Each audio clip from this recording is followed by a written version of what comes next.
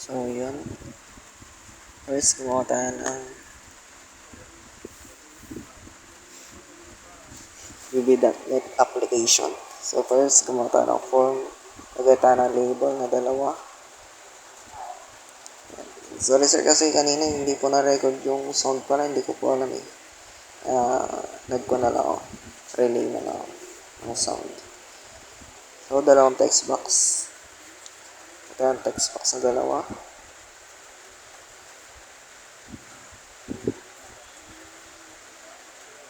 Then, isang button, dalawa.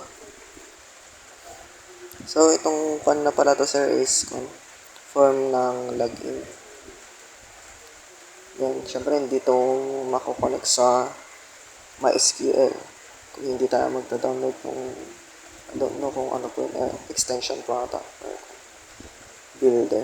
So, MySQL.data. And install lang.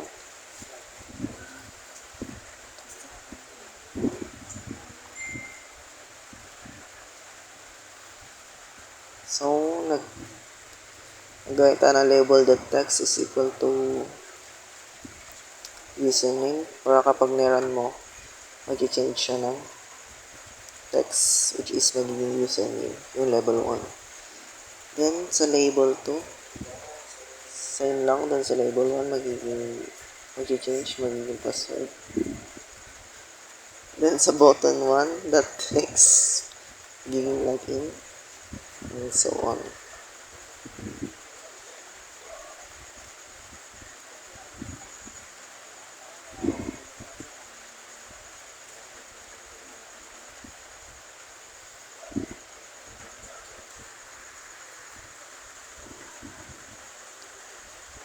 So, gaya nung kanina, nag-download tayo, diba? So, mag-import tayo ng data, import data.mysql.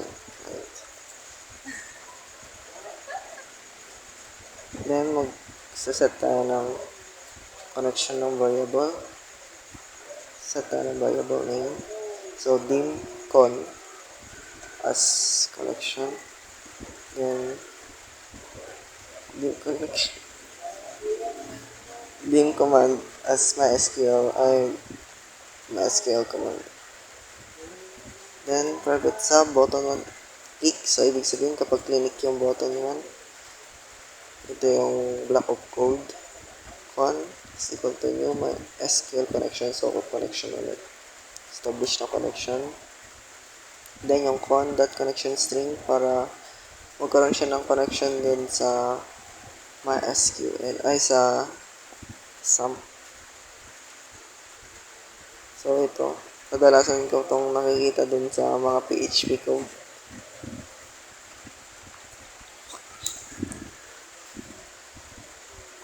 So, 1.2.0.0.1, yun yung server.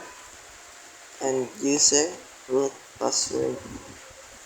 I don't know kung kahit ano yun. Then, dun sa database, yung log yung database ko. Database name ko. Then, gumamit ako ng try catch.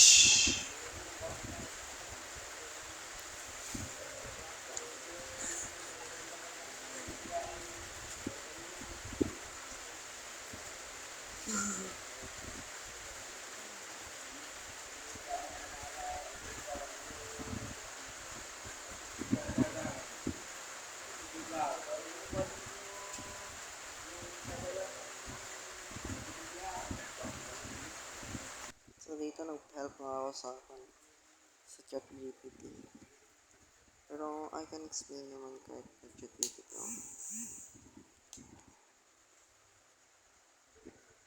I can explain.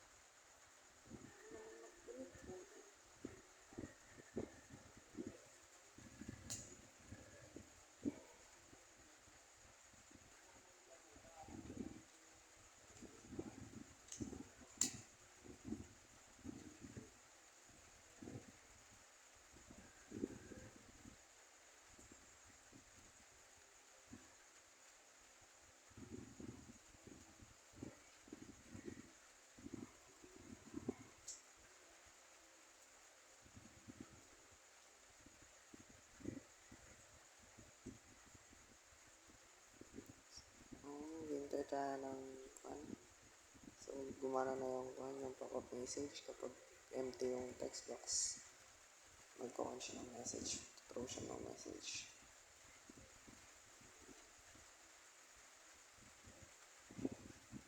Ngayon kapag wala naman sa table yung nilalagyan mo is magpapop up din.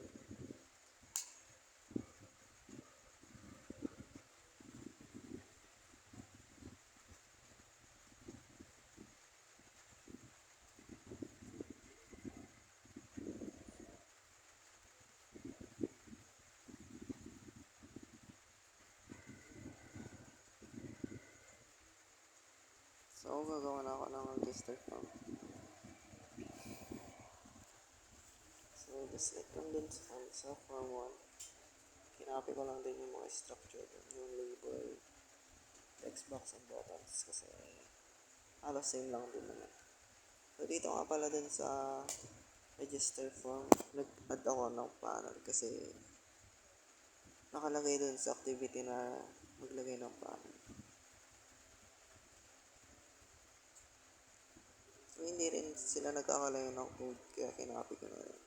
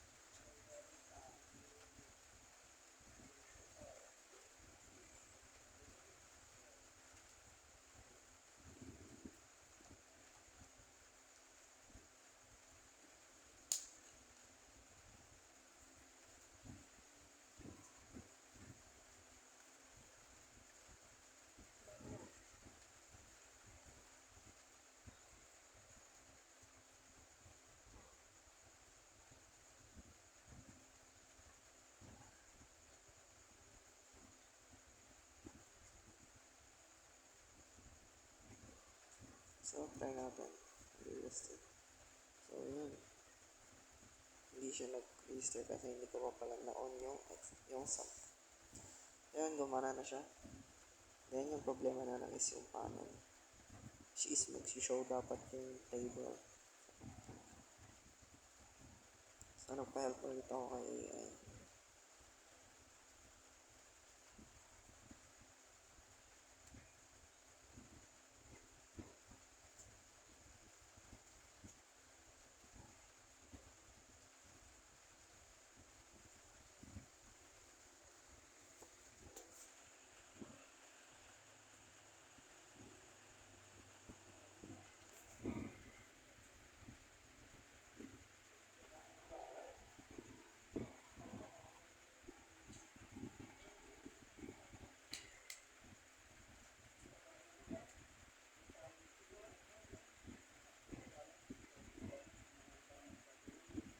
Okay na.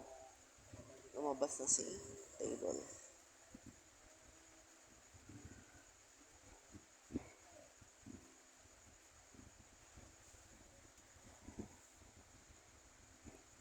So, dito at nagkuha ako ng import, which is hindi yung gagana kapag hindi tayo nag-code ng ganyan. Yung dinownload natin kanina, hindi gagana yung dinownload natin. So, like doon sa form 1, nagkuha tayo ng dim connection as variable.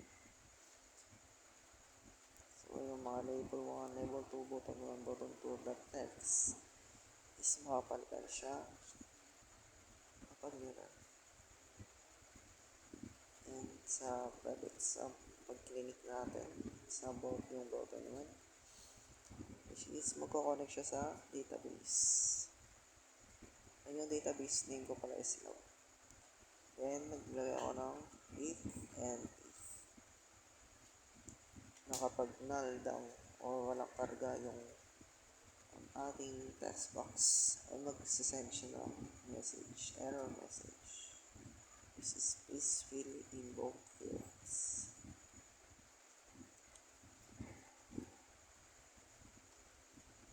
And nag-try catch tayo dito and nag-con open which is me. Mag-open yung connection. Then dim query is string as string, so connection ulit, which is select from user. User is my table. Then yung user and password is yun po yung ko. Columns sa table. Then yung common parameter, I think kahit wala na yan, pero I don't know kung bakit sila activity. Pero meron siyang basta dim reader as MySQL data reader. So, kailangan to para mabasa yung table. Kung meron lang din, like dun sa form 1.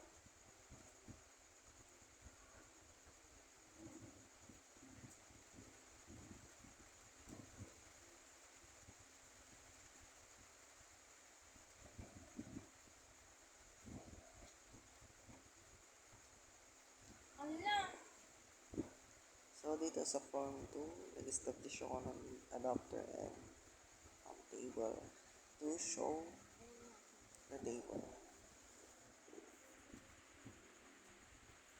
May konting mga nabago lang, pero same na same lang talaga sila sa form 1. Which is register. May nalagdag lang, which is yung insert.